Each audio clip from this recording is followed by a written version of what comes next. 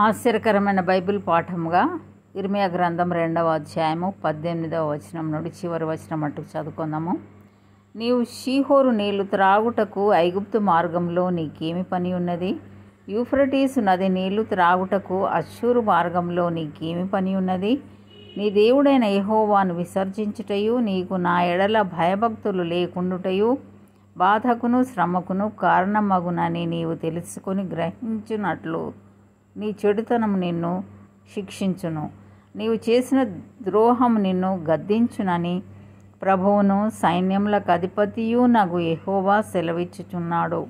పూర్వకాలం నుండి నేను నీ కాడిని విరుగగొట్టి నీ బంధకములను తెంపివేసి తిని నేను సేవ చేయనని చెప్పుచున్నావు. ఎత్తైన ప్రతి కొండ మీదను పచ్చని ప్రతి చెట్టు క్రిందను వేశ్యవలె క్రీడించుచున్నావు.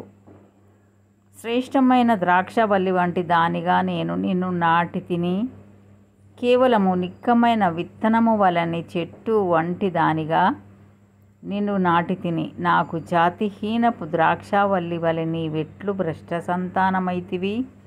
నీవు క్షారముతో కడుకొనినను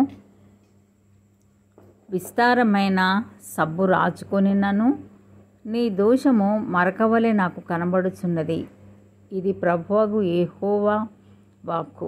నేను అపవిత్రత నొందిన దానను కాను, బయలు దేవతలను అనుసరించి పోవుదానను కాను అని నీవు ఎట్లనుకొందువు?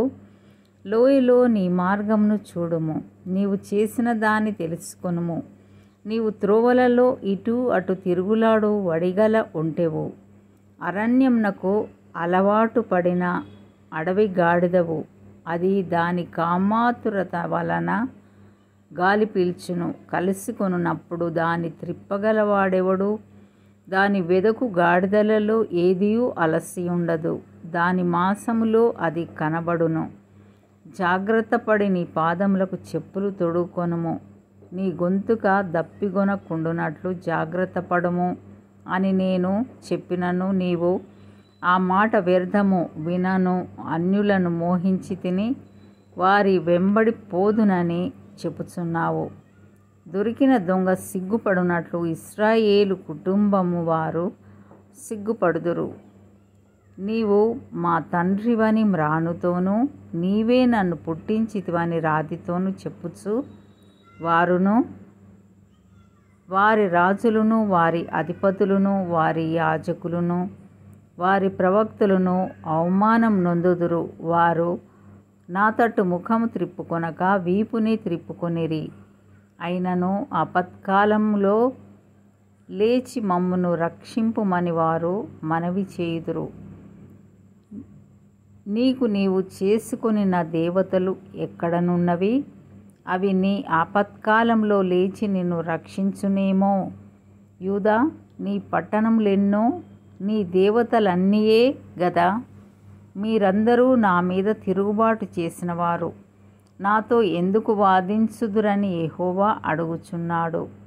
నేను మీ పిల్లలను హతము చేయుట వ్యర్థమే, వారు శిక్షకు లోబడరు. నాశన వాంఛగల సింహము వలె మీ ఖడ్గము మీ ప్రవక్తలను సంహరించుచున్నది. ఈ తరము వారలారా, యెహోవా సెలవిచ్చు మాట లక్ష్యపెట్టుడి. నేను ఇశ్రాయేలునకు అరణ్యము వలెనైతినా, గాఢాంధకార దేశం వలెనైతినా? మేము స్వేచ్ఛగా తిరుగులాడు వారమైతిమి. ఇకను నీ యొద్దకు రామని నా ప్రజలేలా చెప్పుచున్నారు? కన్యక తన ఆభరణములను మరచునా? పెండ్లి కుమారి తన ఉడ్డానమును మరచునా? నా ప్రజలు లెక్కలేనన్ని దినములు నన్ను మరచి ఉన్నారు.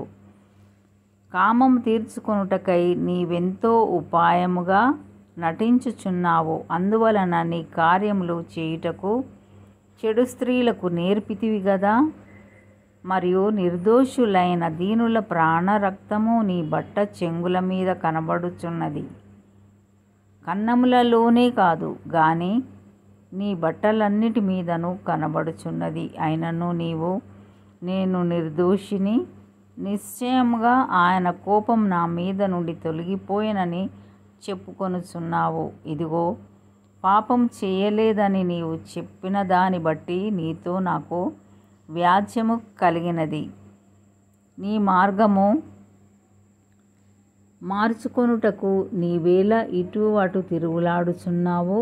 నీవు అష్షూరును ఆధారం చేసుకొని సిగ్గుపడినట్లు ఐగుప్తును ఆధారం చేసుకొని సిగ్గుపడదవు. చేతులు నెత్తిని పెట్టుకొని ఆ జనము నొద్ద నుండి బయలు వెళ్ళెదవు. యెహోవా నీ ఆశ్రయములను నిరాకరించుచున్నాడు, వాటి వలన నీకు క్షేమము కలగదు. ఇంతటితో ఈ దినం కొరకైన బైబిల్ పాఠము సరి.